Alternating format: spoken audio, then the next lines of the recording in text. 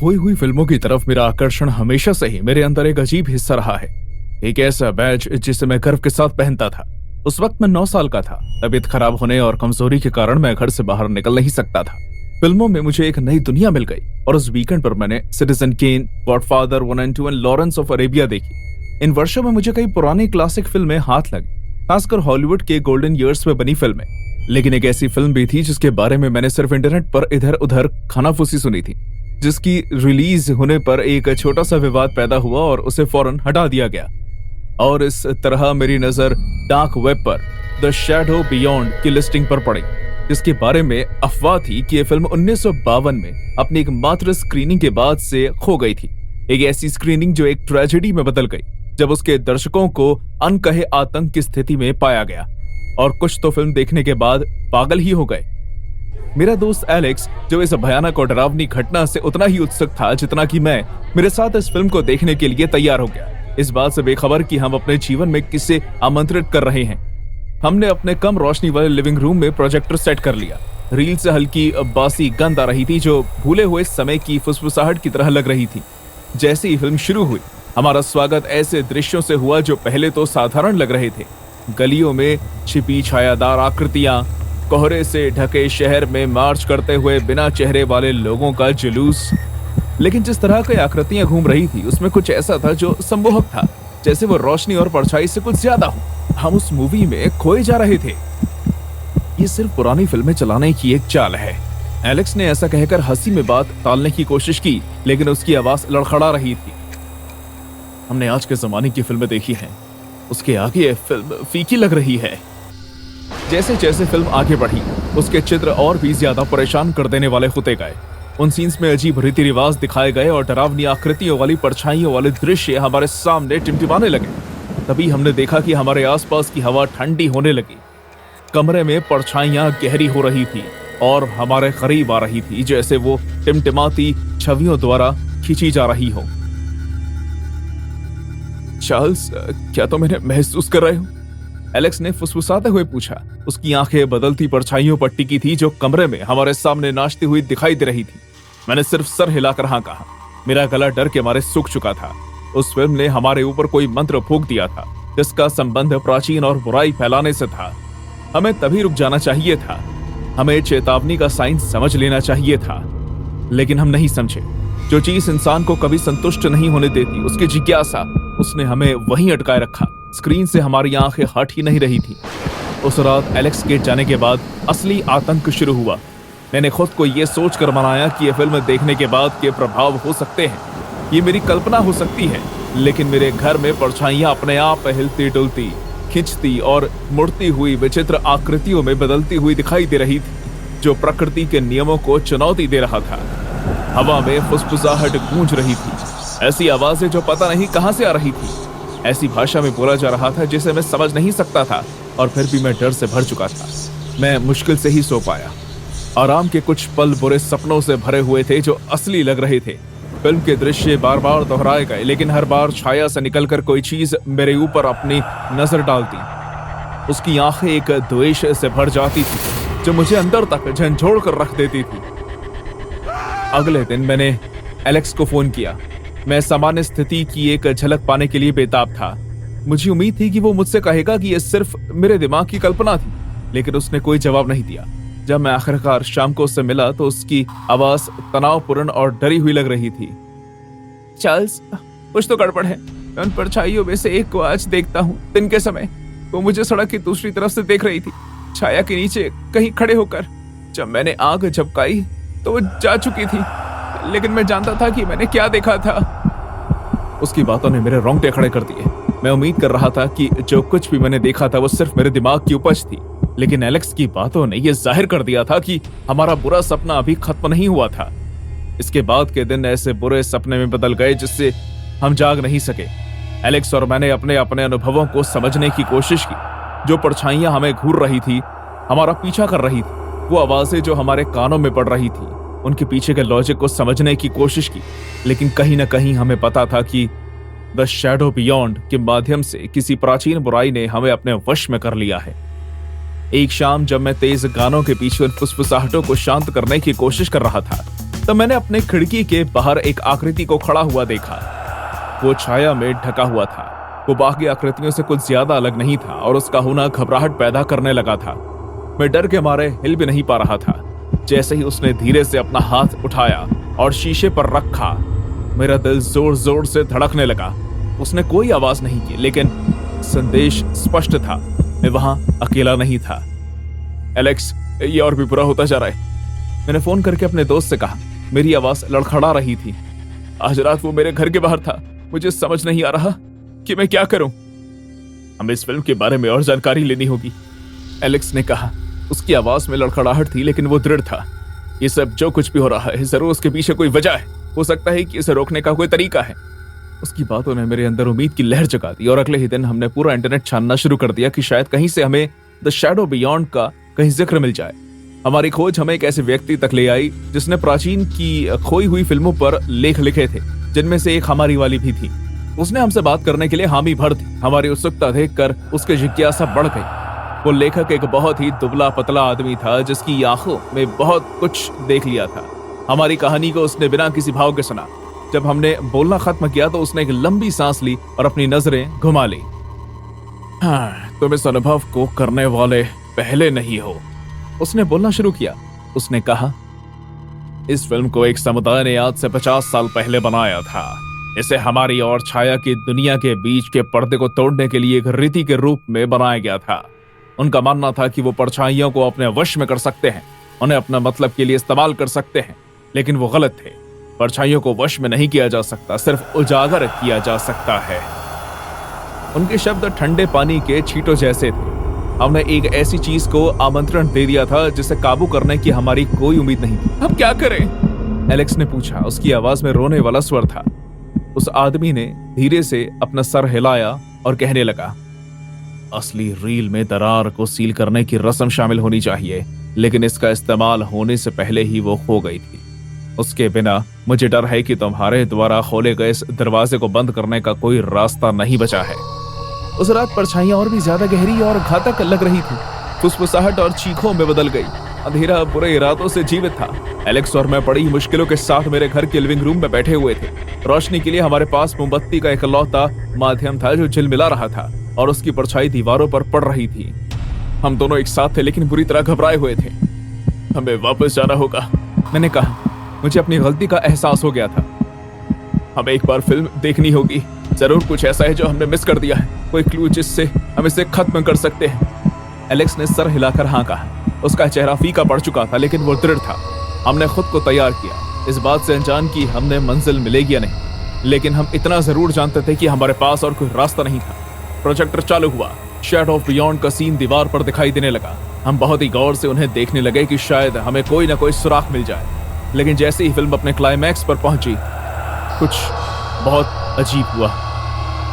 उस फिल्म में जो परछाइयां दिखाई गई थी, पहले उन्होंने लैंप उठाया और उस फिल्म के हीरो पर मारा, लेकिन इस बार वो सीन अपने आप रुका और ऐसा लगा जैसे वो परछाई हमारी तरफ मुड़ी।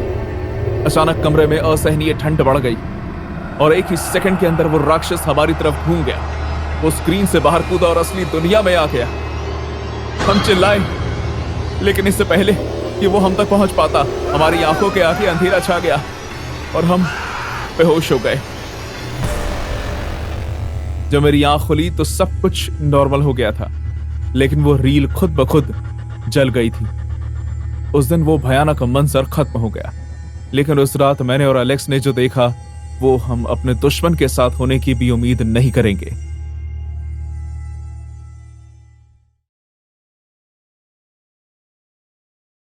ये सब डार्क वेब में एक मासूम गहरे गोते के रूप में शुरू हुआ।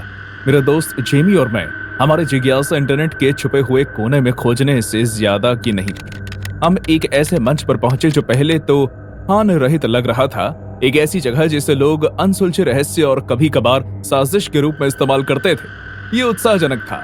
ऐसा लग रहा था जैसे हमने किसी छुपी हुई दुनिया की खोज कर ली थी, जब तक हमने वॉचर नाम के एक व्यक्ति से प्राइवेट मैसेज नहीं मिला। वॉचर का कहना था कि वो हमें देख रहा था और डार्क वेब के लिए हमारे दृढ़ उत्साह को समझ रहा था। मैसेज ज्यादा स्पष्ट तो नहीं था, लेकिन जिस चीज ने हमारे पैरों से जमीन खिसकाई वो थी उसके साथ की अटैचमेंट। उस फाइल में हमारी निजी जानकारी थी, तस्वीरें, प्राइवेट बातें और ऐसी डिटेल्स जो किसी अनजान को पता नहीं होनी चाहिए। मैसेज साफ था, हमें ब्लैकमेल किया जा रहा था। हमें जो पहला काम मिला वो तो हंसी के लायक था। भीड़ भरे बाजार के बीचों बीच जाकर जोर जोर से किसी अफवाह को फैलाना था। ये शर्मिंदगी भरा तो था, लेकिन इससे किसी को कोई नुकसान नहीं पहुंचा।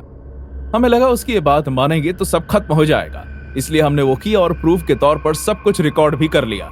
ये मार्केट कब्रिस्तान पर बना हुआ है, तुम एक प्राचीन लड़ाई की जमीन पर चल रहे हो, जेमी चिल्लाया।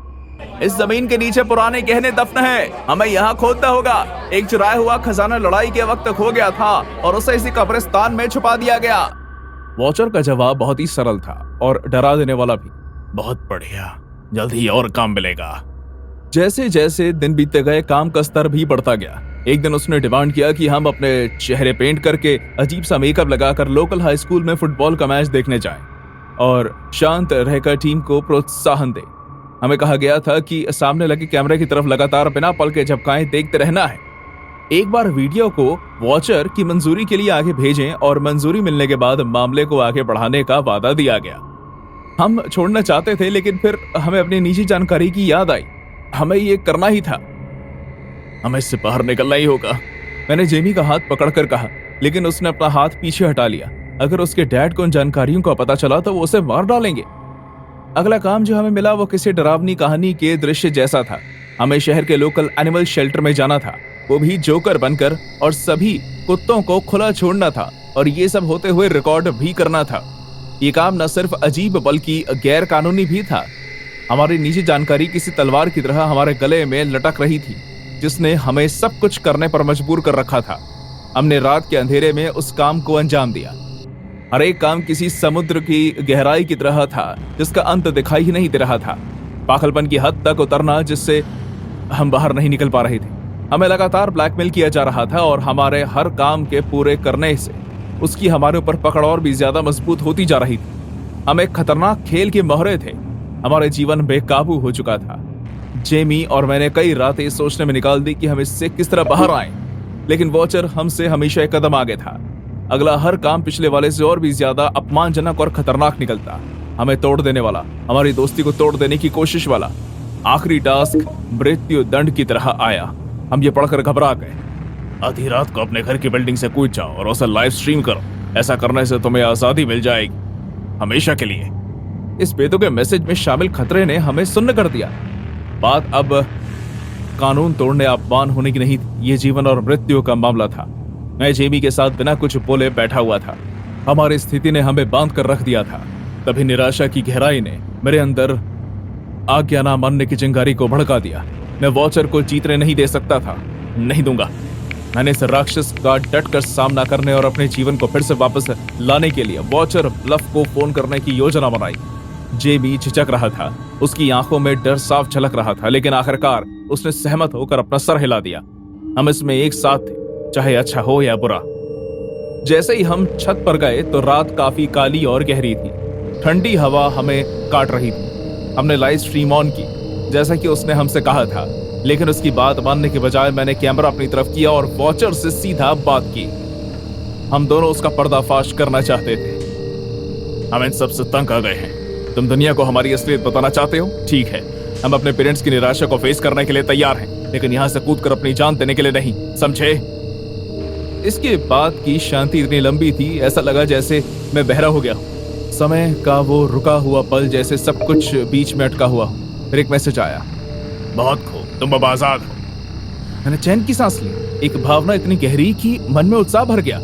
आने वाले दिनों में हमारी जिंदगी सुख और शांति से भर गई। वॉचर की नामौजूदगी का एहसास ऐसा था जैसे हम एक दबाव भरी जिंदगी से उभर कर आए हों, लेकिन जीवन में शांति एक भ्रम की तरह आई थी।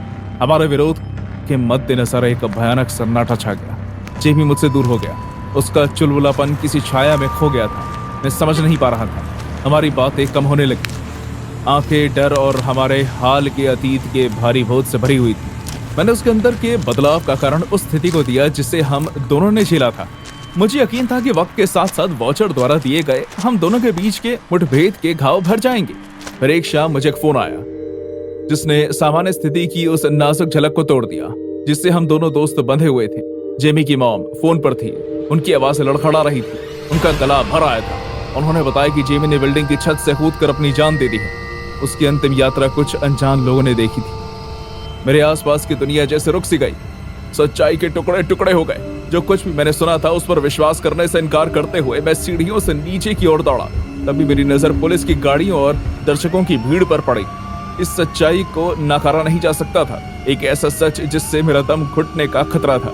जेमी कूद गया था और उसका कारण एक बुरे सपने की पहेली की तरह बार बार आने वाला था। आने वाले दिनों में मैं कंफ्यूजन और खुद को इसके लिए जिम्मेदार मानता रहा। आखिर जेमी कूदा क्यों? क्या वॉचर ने वापस आकर उसे टॉर्चर करना शुरू कर दिया था, या फिर हमने जो कुछ भी सहन किया था वो उसके लिए बर्दाश्त से बाहर हो गया था? मैंने हम दोनों के बीच की बातचीत को दोबारा देखा। शायद मुझे कोई संकेत मिल जाए, शायद मैंने कुछ मिस कर दिया हो, लेकिन मुझे कुछ भी नहीं मिला। सवाल का जवाब ना मिलना भी अपने आप में परेशान कर देने वाला था। इस एहसास ने मुझ पर तेज लहर की तरह वार किया। पल भर बगावत का हमारा खरा एक दिखावा था। बहादुरी का वो पल जिसने गहरी और भी ज्यादा खतरनाक निराशा को छुपाया हुआ था। जेमी को उसकी सीमा से परे धकेल दिया था। मैं इन संकेतों को देखने में असफल रहा। मैं अपनी राहत में इतना दबा हुआ था कि मुझे अपने दोस्त के संकल्प में आ रही दरारों का पता ही नहीं चला। जब मैं जेमी की मौत के बाद के परिणामों से जूझ रहा था, एक चौंका देने वाली खोज हुई। पुलिस ने मुझे बताया कि जेमी की छलांग का लाइव स्ट्रीम वॉचर से जुड़े सर्वर पर खोजा गया है, लेकिन जब उन्होंने उस जगह पर छापा मारा तो उन्हें वहां एक चीनी परिवार रहता हुआ मिला जो अवैध रूप से रह रहा था। जेमी की छलांग, चाहे वो आजादी के लिए हताश होकर लिया गया कदम हो या फिर आजाद होने के लिए वॉचर का आखिरी आदेश मानने की प्रक्रिया, यह हमेशा से ही वॉचर का खेल का हिस्सा था। निराशा में एक हफ्ता बीत गया, लेकिन अंतिम संस्कार के फौरन बाद मुझे एक अनजान नंबर से मैसेज आया। मुबारक हो, तुमने ये एक्सपेरिमेंट पार कर लिया है। कौन हो तुम? तुम मुझे जानते हो। तुमने ऐसा क्यों किया? मैंने नहीं, उसने खुद किया। ये मेरा 7वां एक्सपेरिमेंट था। 7 कपल्स ने अपने राज बाहर आने से बेहतर मरना चुना। तुम्हारे सिवाय तुम डटे रहे। ये एक नमूना है जो जीवित रहना चाहिए, साहसी। आखिर तुम हो कौन? तुम ये सब क्यों कर रहे हो? मैं बस देखता हूं कि किस तरह मेरे शिकार इस खेल को खेलते हैं जब मैं उन पर दबाव डालता हूं। तुम पागल हो। मैं जानता हूं। क्या तुम जानना चाहते हो कि उसके आखिरी शब्द क्या थे? क्या? मुझे अभी बताओ। वो तुम्हारे आने का इंतजार करेगा। आखिरी में जेमी को इस हद तक लाने वाली सच्चाई मायावी बनी रही, डार्क वेब की डिजिटल गहराइयों में दबी रही। हमारी यात्रा जो एक रोमांचक रूप से शुरू हुई, एक हादसे में समाप्त हो गई, जो इंटरनेट के छायादार कोने में छुपे खतरे को याद दिलाती है। मैं हमारी कहानी को एक सतर्क कहानी के रूप में बता रहा हूं, जो डिजिटल हेर फेर के विनाशकारी प्रभाव और डार्क वेब के छिपे खतरे का प्रमाण है। मैं आपसे यही कहूंगा कि आप सुरक्षित रहें, सतर्क रहें।